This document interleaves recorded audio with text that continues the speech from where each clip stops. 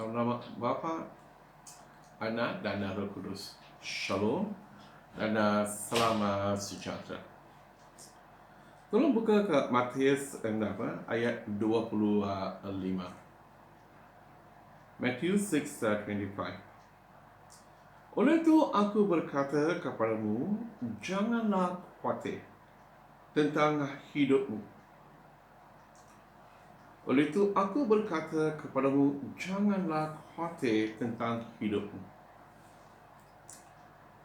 Ini jangan khawatir. Ini adalah satu ajaran Yesus dari atas bukit. Dari pengalaman pada ini senang nak khutbah, senang nak ajar. Tapi kadang-kadang kita menghadapi cabaran, satu ujian. Pada akan ini masa MCO, ini sebab COVID-19. Ada yang ramai terpaksa ambil cuti tanpa gaji. Dan ada juga yang terpaksa ambil potongan gaji 50%. Dan untuk mereka yang dapat gaji bila mereka pergi ke kerja, ada gaji. Sekarang langsung tak ada pendapatan. Ini kereta tak ada problem. Ini tak payah bayar bank kan. Tak payah masuk petrol pun tak boleh jalan. Tapi untuk kita mesti bayar sewa rumah, mesti mau beli makanan untuk keluarga. Tapi tak ada pendapatan, langsung tak ada pendapatan. Puji Tuhan lah kalau ada simpanan okey, puji Tuhan. Kalau tak ada simpanan, tak ada pendapatan, macam mana? Di sini Yesus kata jangan khawatir. Macam mana Padri senang boleh cakap tapi sekarang saya tak ada kerja, langsung tak ada pendapatan. Ini adalah satu ujian kepada iman kita. Memang satu ujian. Mungkin untuk mereka yang ada pendapatan yang tetap, ini bukan satu masalah. Ini macam cuti lah. Duduk rumah, ujung bulan dapat gaji. Tapi untuk mereka yang langsung tak ada pendapatan, ini adalah satu ujian iman mereka. Di sini bila kita baca dalam Alkitab, ayat 26, lihatlah burung di udara yang tidak menyemai atau menuai atau menyimpan hasil di jalapan, namun Bapamu yang di syurga memberinya makanan. Ini Yesus kata ni. Kadang-kadang ada orang bila mereka baca, tak payah kerja lah. Allah akan memberi makanan untuk sehari untuk saya. Ada orang yang memang malas. Mereka memang malas. Mereka akan jadi bermacam-macam alasan mengapa mereka tak nak kerja, tak nak pergi ke kerja. Mereka hanya nak duduk di rumah, ambil duit daripada utang atau isteri yang terpaksa kerja. Mereka akan ambil duit dari isteri dan jalan-jalan saja. Mereka akan bagi bermacam-macam alasan. Tapi mereka memang malas. Ini tak digalakkan. Yesus tidak menggalakkan seseorang untuk menjadi malas. Tolong buka ke Amsal. Turn your Bible to Amsal, Proverbs 26. Amsal 26 ayat 13. Proverbs 26 verse 13. Saya akan baca untuk kamu. Kata si pemalas, ada singa di jalan, ada singa berkeliaran di tengah-tengah jalan. Mereka akan bagi alasan mengapa mereka tak nak keluar. Macam-macam alasan, tapi mereka malas, itu saja. Ayat 14, seperti pintu berputar pada engselnya, demikianlah si pemalas di tempat tidurnya. Mereka nak bangun pun susah lah. Walaupun tak boleh tidur pun mereka akan berbaring-baring di atas katil. Sebab mereka tak ada apa-apa tujuan dalam kehidupan mereka. Mereka tak nak pergi ke gereja. Malas berbaring-baring saja. Ayat 15, si pemalas mencelup tangannya ke dalam pinggan, tetapi dia terlalu penat untuk membawanya semula ke mulutnya. Ini si pemalas. Ini Yesus tidak menggalakkan. Bila Yesus kata Allah yang akan memberi makanan kepada burung, binatang liar. Tapi ini bukan satu alasan ajaran untuk kita untuk menjadi malas. Bila kita lihat burung, kita boleh belajar daripada mereka. Sekarang ini manusia yang tak berdisiplin. Binatang semua berdisiplin. Ini burung-burung pun sangat berdisiplin berbanding dengan manusia. Ini pendapat Pak ya. Burung akan bangun lebih awal daripada manusia. Untuk mereka tak kisahlah. Itu hari Ahad kah, hari Isnin kah, cuti umum kah, mereka tak kisah. Setiap hari mereka akan bangun awal pagi. 4:30 kita boleh dengar macam mereka dah mula persembahan mereka dah mula puji Tuhan. 5:30 mereka semua dah keluar cari makan. Manusia masih tidur lah. Sebab ini cuti umum. Tidur saja. Pukul 6 mereka dah balik. You tengok tu burung pukul 6 mereka semua dah balik ke pokok untuk bermalam. Tengok mereka memang disiplin. Awal pagi mereka bangun, petang mereka akan balik. Dan binatang liar yang nocturnal atau burung yang keluar waktu malam, mereka akan keluar malam, awal pagi mereka akan balik. Disiplin. Tapi mereka semua pun keluar cari makan. Bukan mereka duduk buka mulut, harap Tuhan akan jatuh makanan dalam mulut, bukan. Mereka akan keluar cari makan. Ini kita boleh belajar daripada binatang liar dan daripada burung. Mereka memang rajin. Kadang-kadang mereka lebih rajin daripada manusia. Dan itu kata ni lihatlah burung. Dan walaupun di sini kita kata atau menyimpan hasil di jelapang. Ini bukan satu ajaran untuk ini bukan kita tak boleh kata Yesus kata jangan simpan untuk masa depan. Bukan. Kita boleh simpan. Kita harus simpan. Kita mesti menjaga macam mana kita belanja pendapatan kita. Kadang-kadang masalah dengan kita, kadang-kadang pendapatan kita RM2,000, tapi perbelanjaan kita RM2,100, RM2,500. Mestilah kalau perbelanjaan kita lebih dari pendapatan, mestilah kita akan menghadapi masalah. Kita akan khawatir. Oleh itu kita mesti belajar untuk cara kita belanja pendapatan kita. Kita juga cari cara macam mana kita boleh simpan untuk masa depan. Tapi bukan untuk lebih daripada yang perlu. Ini masalah manusia ni Ada orang yang langsung tak ada. Tapi ada manusia yang memang tamak. Mereka akan rampas negara, harta negara. Tengoklah di Sabah Sarawak. Dulu sungai jernih. Sekarang tengok sungai macam tarik. Mengapa? Ketamakan manusia. Potong pokok sana, potong pokok sini. Ini tengok. Mengapa mereka nak kumpulkan uang? Ketamakan. Tapi kita mesti belajar. Kita mesti belajar untuk kerja rajin. Kita mesti belajar untuk simpan untuk masa depan. Tapi jangan jadi malas. Ini ajaran Yesus dari bukit bukan untuk mengajar kita jadi malas. Kita mesti bekerja. Kita mesti kerja. Cari makan. Negara ini adalah satu negara yang diberkat.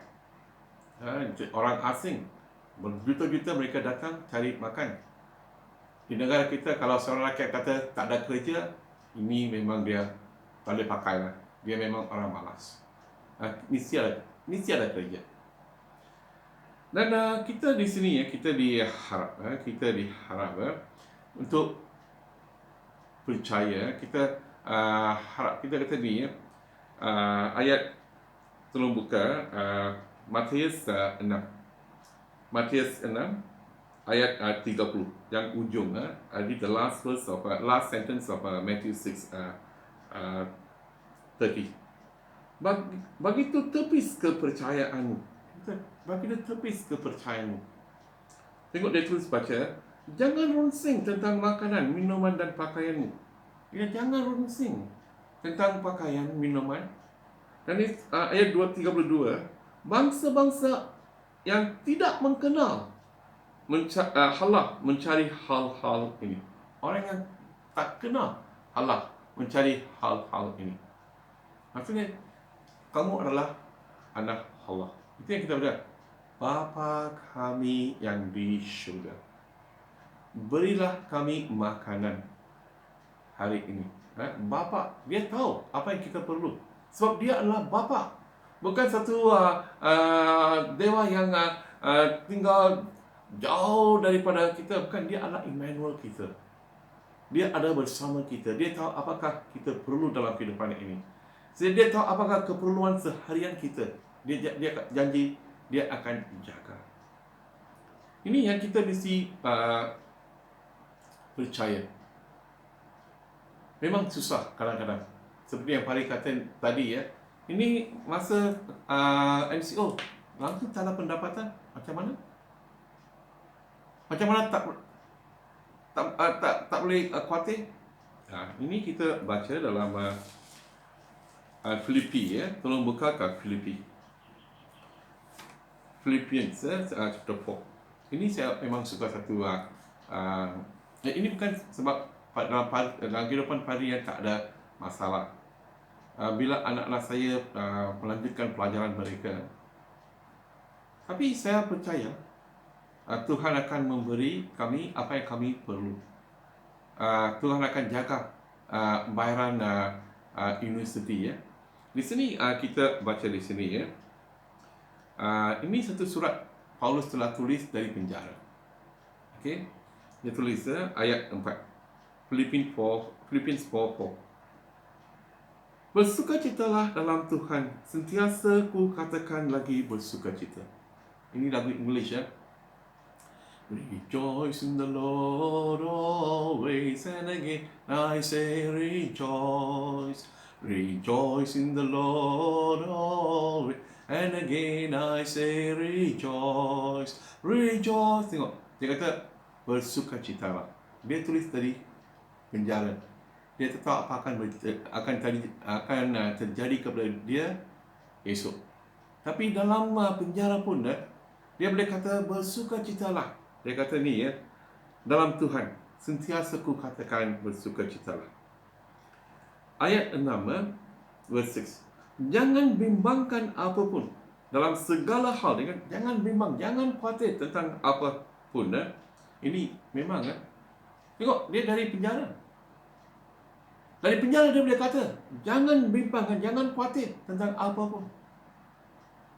Dalam kesusahan, dalam kesulitan, dia boleh kata, jangan bimbang, jangan khawatir.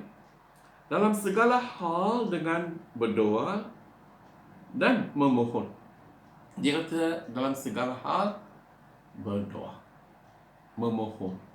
Kepada siapa? Allah. Bukan. Berdoa, memohon kepada siapa? Allah.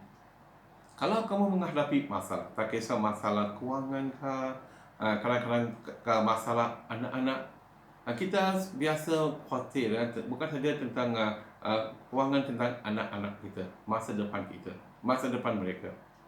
Dan kadang-kadang kita pun rasa apa akan jadi. Okay?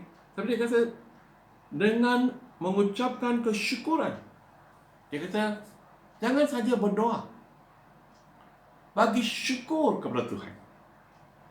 Ini yang memang susah. Macam mana nak bagi kesyukuran Padri ya?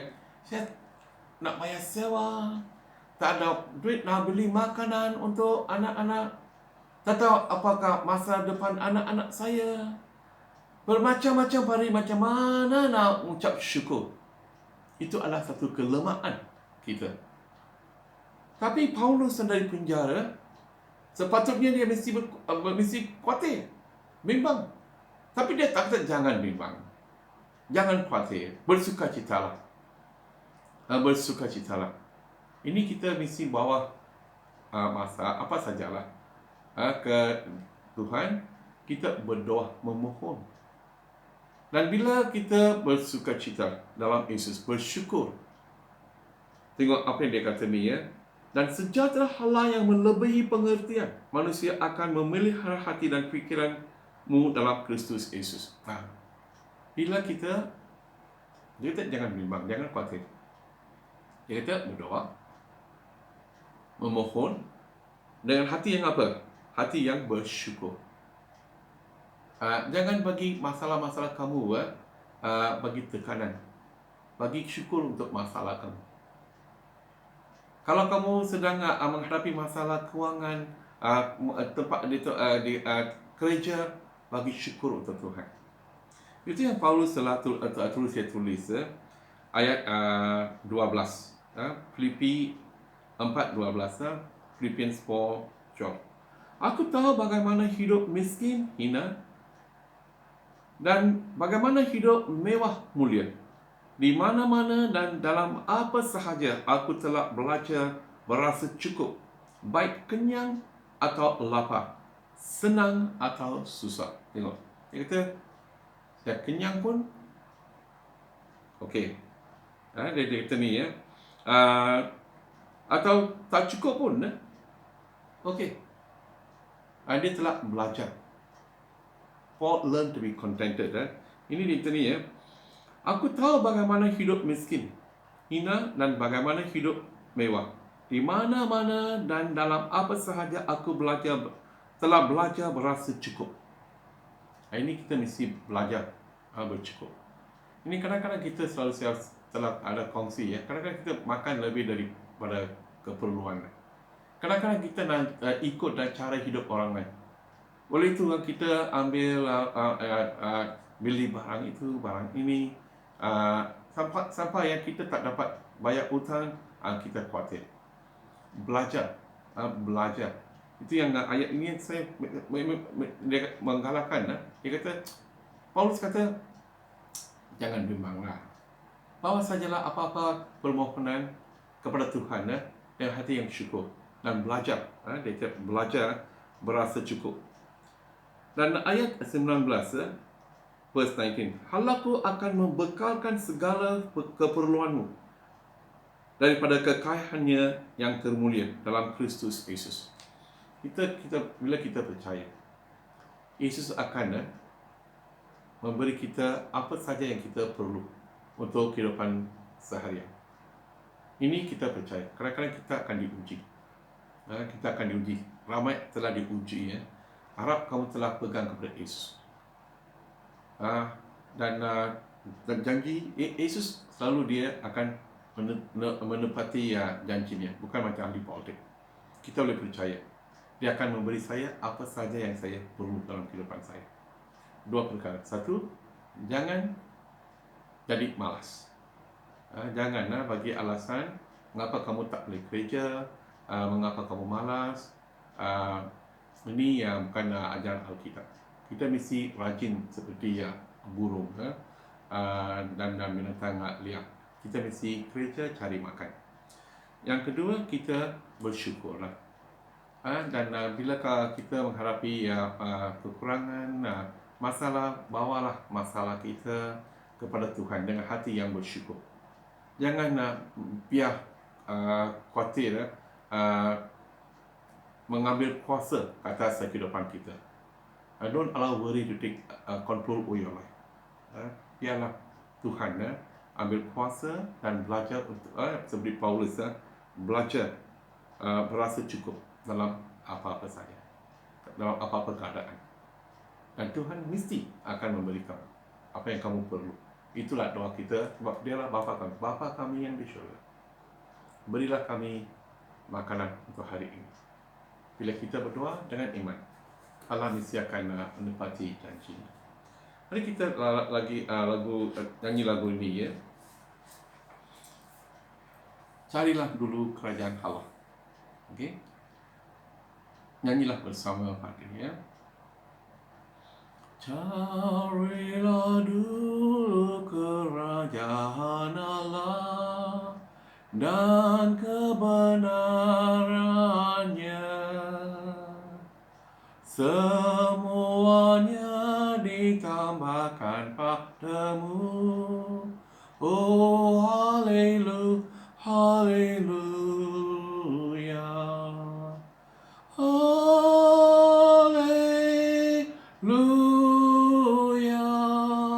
haleluya,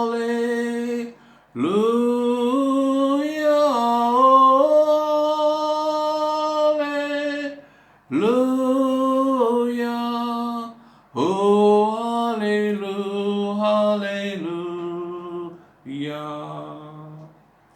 Perintah dan itu diberikan padamu, cari dan kau dapat. Ketuk dan pintu dibuka bagimu. Oh haleluya, haleluya, haleluya, haleluya,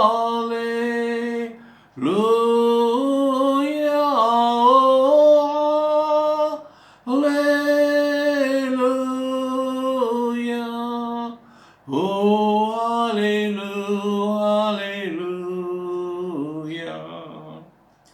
Orang tak hidup dengan nasi saja, tapi dengan firman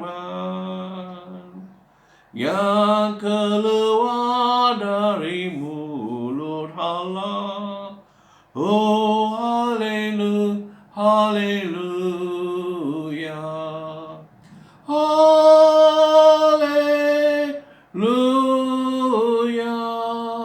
haleluya,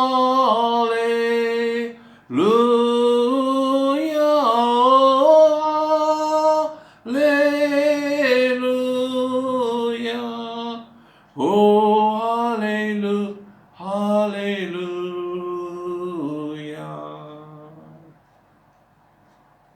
Carilah dulu kerajaan Allah dan kebenarannya, semuanya ditambahkan padamu. Dalam nama Bapa, Anak dan Roh Kudus. Amin.